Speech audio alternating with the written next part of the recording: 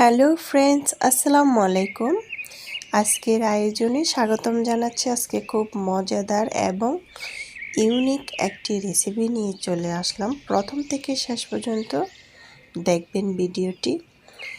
এখানে বাঁধাকপি নিয়েছি আমি, লবণ দিয়ে দিলাম 1 টেবিল চামচ, দিয়ে হাতের সাহায্যে এভাবে মেখে নিলাম।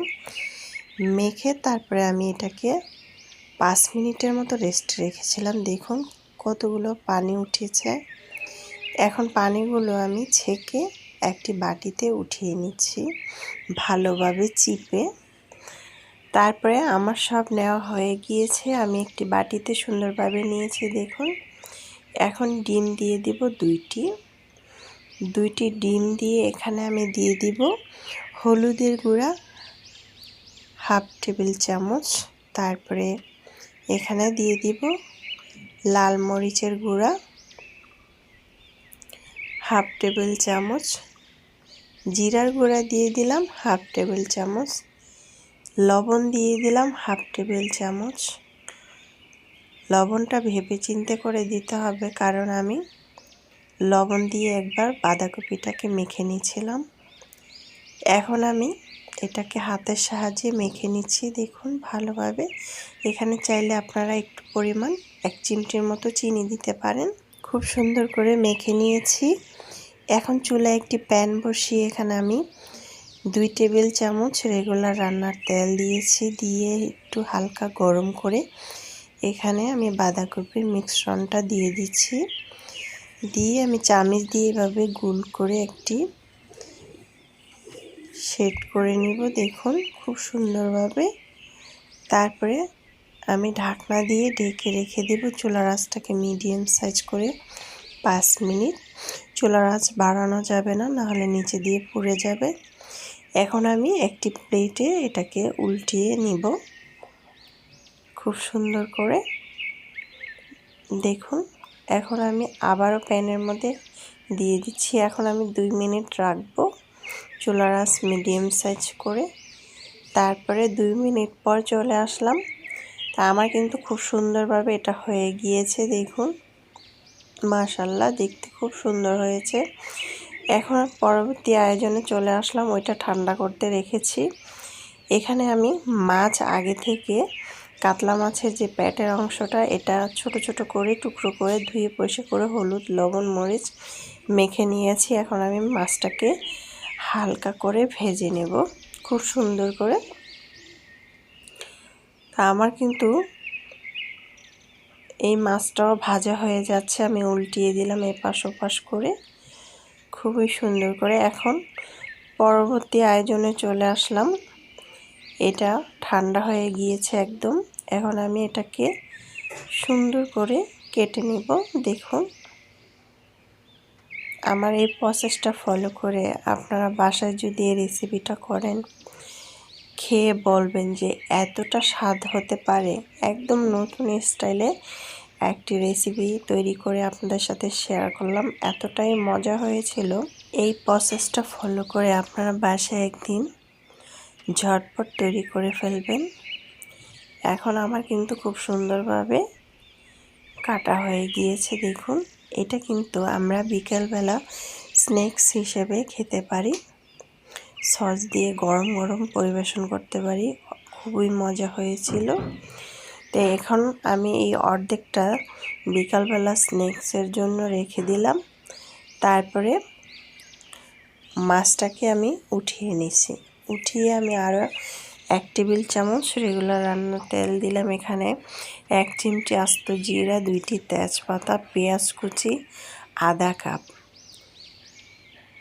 প্রায় 10-12টার মতো কাঁচামরিচ মাঝখান থেকে কেটে দিয়েছিলাম। দিয়ে একটু নেড়ে চেড়ে ভেজে নিচ্ছি পেঁয়াজটা। এখন আদা আর রসুন দিয়ে দিলাম 1 টেবিল চামচ করে, দিয়ে খুব সুন্দরভাবে একটু 1 মিনিটের মতো নেড়ে চেড়ে ভেজে নেব, যাতে আদা রসুনের গন্ধটা না আসে। চুলার আঁচটাকে মিডিয়াম সাইজ করে এখন আমি অল্প একটু পরিমাণ পানি দিয়ে দিব। পানি দিয়ে এখন আমি এক এক করে মশলাগুলো দিয়ে দিব। প্রথমে আমি এখানে দিয়ে দিব হলুদের গুঁড়া 1/2 চিমটি, মানে হাফ টেবিল থেকে একটু পরিমাণ বেশি, 1 টেবিল চামচ মরিচের গুঁড়া, ধনিয়ার গুঁড়া আর জিরার গুঁড়া হাফ টেবিল চামচ করে দিয়ে দিলাম। দিয়ে এখানে দিয়ে দিলাম লবণ 1 টেবিল চামচ।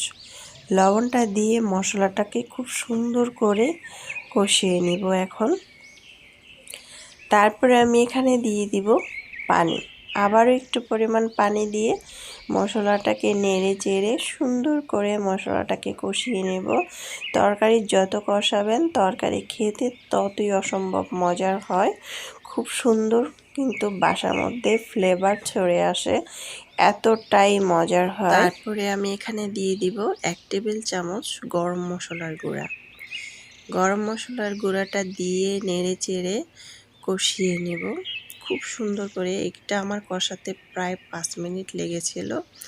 তারপরে আমি এখানে 1.5 কাপ পানি দিয়ে দিব, দিয়ে নেড়ে চেড়ে ঢাকনা দিয়ে ঢেকে রেখে দেব প্রায় 2 মিনিট চুলার আঁচটাকে বাড়িয়ে। যখন বলক চলে আসবে তখন আমি মাছগুলো যে ভেজে রেখেছিলাম সেই ভাজা মাছটাকে দিয়ে দিচ্ছি। দেখুন ছোট ছোট করে কেটে নিয়েছি।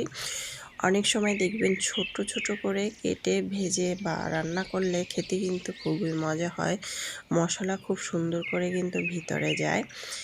এখন আমি দিয়ে দিলাম বাঁধাকপি যে আমি তৈরি করে নিয়েছি সেটা দিয়ে দিলাম, দিয়ে নেড়ে চেড়ে দিলাম। দিয়ে তারপরে আমি এখানে দিয়ে দিব একটি টমেটো। টমেটোটা খুব সুন্দরভাবে আমি কুচি করে নিয়েছি দেখুন।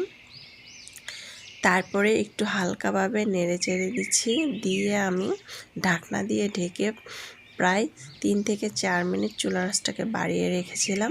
তারপর ধনেপাতা কুচি দিয়ে দিলাম ওপর থেকে ছড়িয়ে 1/2 কাপ।